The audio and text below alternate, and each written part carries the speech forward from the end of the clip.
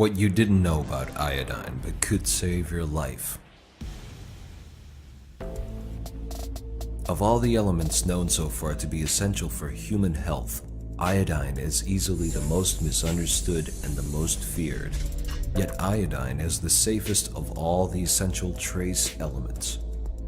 It is the only one that can be administered safely for long periods of time in high doses, as long as one understands the basics of this treatment and knows how to adapt the dose to his or her needs. Every individual is unique, so everyone will have different requirements in regards to iodine or cofactors.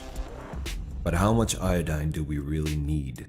And is it necessary to supplement this trace element at all? For over 100 years, iodine has been known as a necessary element for the production of thyroid hormone. However, iodine is needed in every single of the trillions of cells in our body, a fact rarely mentioned in the medical literature.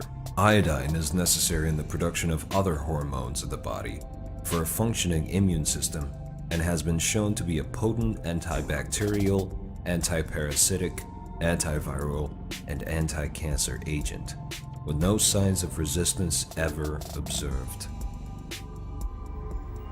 Without iodine, no life is possible.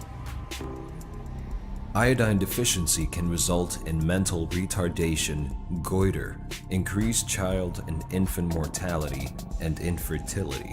Why then are we deficient in iodine? One of the reasons is the already mentioned poor availability of iodine in table salt, as well as a declining salt intake by the population due to health concerns, which for unrefined salt are entirely misguided. Another reason is that poor farming techniques have led to widespread deficiencies in soil minerals, amongst others of iodine. Exposure to many chemicals that inhibit iodine binding in the body further worsens the problem. However, the most significant change in iodine status of recent times occurred with a change in the food industry. In the 1960s, iodine was added to flour as a dough conditioner, but 10 years later, iodine was replaced by bromine.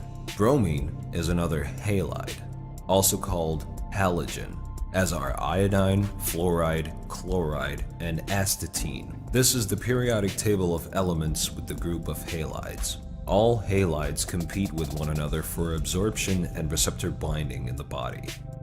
Since iodine and bromine compete with one another for absorption and receptor binding, the body can only eliminate bromine if there is sufficient iodine available. If there are a lot of halides competing for the receptor, a surplus of iodine has to be provided to the body to displace bromine from the receptors. Bromine is a toxic substance that has no use in our body and binds to iodine receptors in the breast and is a known carcinogen. In contrast, iodine is known for its anti-cancer properties.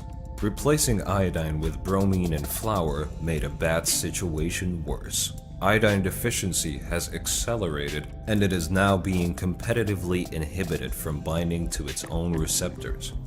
Unfortunately, bromine can not only be found in flour, but is used everywhere in industrially produced goods. As flame retardant, it can be found in textiles, carpets, mattresses, cars, electronics, and is also found in pesticides. The list goes on and on. Generally speaking, there are two different forms of iodine: iodide and elemental iodine.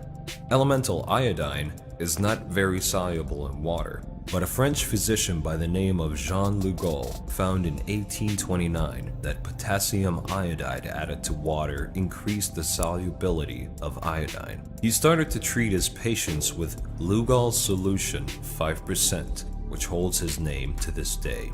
Today we know that different tissues respond differently to the two forms of iodine. The thyroid gland, for instance, primarily utilizes iodide, while breast tissue prefers iodine. The anti-cancer effect of iodine is mostly based on the iodine form, whereas the iodide form, the one available in table salt, is much less effective. This means that iodine sufficiency is best achieved when we use both iodine and iodide, as can be found in Lugol's solution.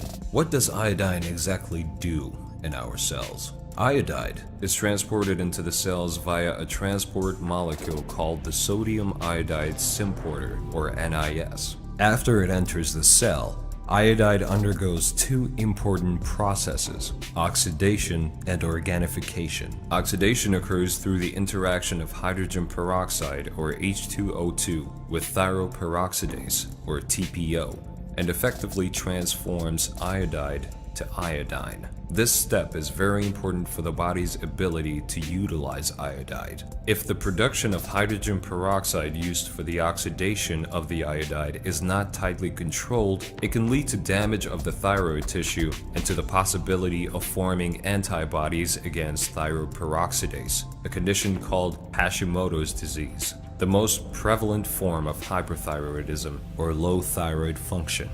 One element crucial in this process is selenium, another trace element most of us are deficient in.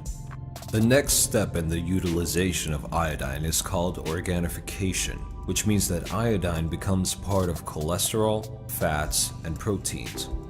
While the RDA of iodine is sufficient to produce enough thyroid hormones, it takes about 100 times the RDA to produce proteins like delta-iodolactone, a key regulator of programmed cell death called apoptosis, and cellular growth, both implicated in the formation of cancer. For over 60 years, it has been known that iodine concentrates in and is secreted by the mammary gland. The breasts are one of the main storage sites for iodine and is necessary for the development and maintenance of normal breast tissue. It also is important to ensure adequate iodine levels in young women before they become pregnant, because the normal development of the fetus requires adequate amounts of iodine. In utero deficiency has been associated with a range of problems in children, including ADHD, lowered IQ, depression, poor height and bone maturation, and decreased neonatal survival rates. So how much iodine do we have to provide to our bodies every day for its optimal health? Clearly, the RDA and even multiples of that seem dreadfully inadequate. One of the world's leading iodine researchers, the late Dr. Guy Abraham, has shown that the required daily intake of iodine necessary for maintaining adequate iodine levels is at least 13 milligrams, the equivalent of slightly less than 100 times the RDA. If you have a massive halide toxicity problem, or if you're suffering from chronic disease like cancer, thyroid problems, autoimmune disease, or chronic infections like Lyme disease, you might need substantially more than that. The following protocol is a suggestion on how to ingest iodine and cofactors which will help control symptoms of bromine toxicity once you start to dislodge that from the receptors. A crucial first step is adequate hydration. Make sure to drink non-fluoridated water, either by using a distiller or by reverse osmosis. First thing in the morning, we recommend to drink a glass of warm water with approximately half a teaspoon of unrefined salt to help the body get rid of halides. With your breakfast, take 1 drop of 5% Lugol diluted in water. You might want to add a few drops of apple cider vinegar to increase the taste. The dose of Lugols can slowly be increased over the next few weeks to reach anything between 4 to 8 drops per day. As a rule, overweight people require more iodine. 1 drop of 5% Lugols is the equivalent of 6.25 milligrams of iodine. If you struggle to ingest Lugol solution diluted in water, an alternative are tablets called Iodoral, which come in 12.5 milligram strength. The downside is that they are rather expensive. If you increase the dose too fast, you might experience signs of bromide toxicity, such as fatigue, muscle aches, runny nose, fever, diarrhea, and brain fog, among others.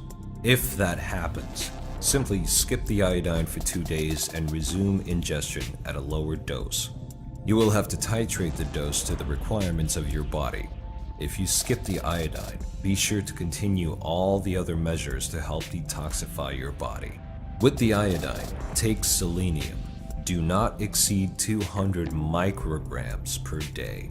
If you suffer from chronic medical problems, it is advisable to take other cofactors to aid the body coping with the stress of detoxification. 100 milligrams of vitamin B2 and 500 milligrams of vitamin B3 can make a world of difference in such situations. Vitamin C is another valuable cofactor, but it should not be ingested at the same time as iodine, as the two partially neutralize each other. Wait for 2 hours after ingestion of the iodine before taking vitamin C. In general, a dose of 2 to 4 grams per day seems adequate. In the evening or late afternoon, have another glass of warm, salty water to aid detoxification. And you might want to take some magnesium before going to bed, preferably some chelated form like magnesium glycinate or magnesium malate. Many concerns have been voiced, chiefly among the medical establishment, about the safety of iodine or the lack of it. One of the concerns heard most often is that high doses of iodine might induce hypothyroidism, the low functioning of the thyroid gland. Dr. Brownstein, a leading authority on iodine and author of the seminal book, Iodine: Why You Need It, Why You Can't Live Without It, has treated thousands of patients with iodine, and this problem has been very rare. Do children need iodine as well? The short answer is yes. For children to have adequate iodine levels is even more important, especially in regard to brain development. However, their dose needs to be adjusted to their age and weight. Once you start using Lugol solution, you will be amazed at the effects it will have on your body and your mind. It might take a bit of fine-tuning, but it's well worth the effort.